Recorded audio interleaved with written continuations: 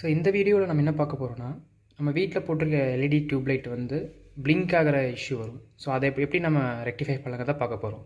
So இதுதான் அந்த tubelight. இது வந்து இந்த டியூப்லைட்டோட எல்இடி டிரைவர். ஸோ நான் பவர் சப்ளை ஆன் பண்ணுறேன்.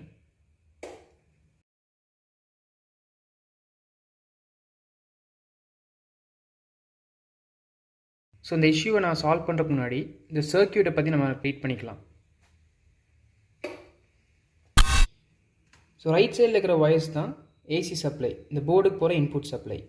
அது வந்து சைனூசாய்டல் வேவாக இருக்கும். தென் அடுத்து ஒரு ஃபியூஸ் ரெசிஸ்டராக யூஸ் பண்ணியிருக்காங்க. அப்புறம் ஒரு எம்ஓவி, ப்ளூ கலரில் இருக்கிறது அது எம்ஓவி. ரெண்டுமே பார்த்திங்கன்னா ப்ரொடக்ஷனுக்கு யூஸ் பண்ணியிருக்காங்க. ஓவர் வோல்டேஜோ ஓவர் கரண்ட் இறங்கினாலோ இதுக்கு ரெண்டுமே பிரேக் டவுன் ஆகி மற்ற சர்க்யூட்டை வந்து டேமேஜ் எல்லாம் பார்த்துக்கும். அடுத்து இங்கே 2 கெப்பாசிட்டர்ஸ் பார்த்துட்டிங்கன்னா எல்லாமே செராமிக் கெப்பாசிட்டர்ஸ். இங்கே இருக்கிற ரெசிஸ்டர்ஸ் அண்ட் கெப்பாசிட்டர்ஸ் பேரல் பண்ணும்போது வோல்டேஜ் வந்து ஸ்டெப் டவுன் பண்ணியிருக்காங்க. ஸோ இந்த இடத்துக்கு அப்புறம் 230 வோல்ட் பார்த்திங்கன்னா அரௌண்ட் 50 வோல்ட் வரைக்கும் ஸ்டெப் டவுன் பண்ணப்படுது. அடுத்ததான் இந்த 4 டயோட்ஸ் பார்க்குறீங்க. அது வந்து ஒரு பிரிட்ஜ் ரெக்டிஃபையர் ஆக்ட் ஆகி இன்புட் ஏசி சப்ளை வந்துட்டு இந்த மாதிரி ஒரு ஃபுல் வேவ் டிசி சப்ளையாக மாற்றுது.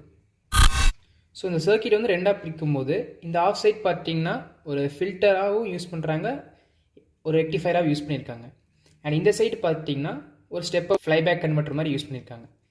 555 ட்ரைமர் மாதிரி இருக்க ஒரு இந்த 8 பின் ஐசி பார்த்துட்டிங்கன்னா இந்த மாதிரி ஒரு ஸ்கொயர் வேவ் பல்சஸ் வந்து ஜென்ரேட் பண்ணி டிரான்ஸ்ஃபார்மருக்கு இன்புட்டாக போகுது. ஸோ ஒரு கிரேட்டர் தென் 100 கிலோவாட்ஸ்க்கு மேலே ஃப்ரீக்வன்சியை கொடுத்து இந்த டிரான்ஸ்ஃபார்மரை வச்சு 50 வோல்ட்டை வந்து அரௌண்ட் ஒரு 150 to 200 வோல்ட்டாக ஸ்டெப் அப் பண்ணப்படுது. இங்கே ஏன் 200 வோல்ட் வரைக்கும் ஸ்டெப் அப் பண்ணுறாங்கன்னா, இந்த எல்இடிஸ் பார்த்தீங்கன்னா ஒரு 100 எல்இடிஸ் வந்து சீரீஸில் போட்டிருப்பாங்க.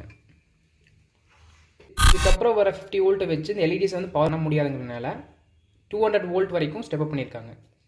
ஒரு டயோடுக்கு 1.5 to 2 வோல்ட் தேவைப்படுதுன்னா ஒரு 100 எல்இடிஸ்ங்கும் போது அரௌண்ட் 150 வோல்ட் வரைக்கும் தேவை.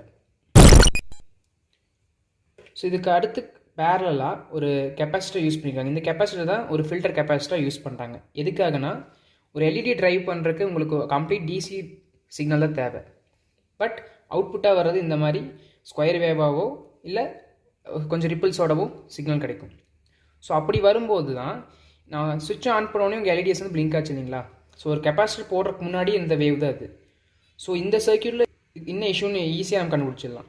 ஸோ ஒரு கெப்பாசிட்டர் போடும்போது இந்த மாதிரி ரிப்பிள்ஸாக ஸ்கொயர் வேவாக வர்ற வேவ் ஃபார்ம் பார்த்தீங்கன்னா 0க்கு போகாமல் கண்டினியூஸாக வரும், அதாவது டைரக்ட் கரண்ட்டாக வரும்.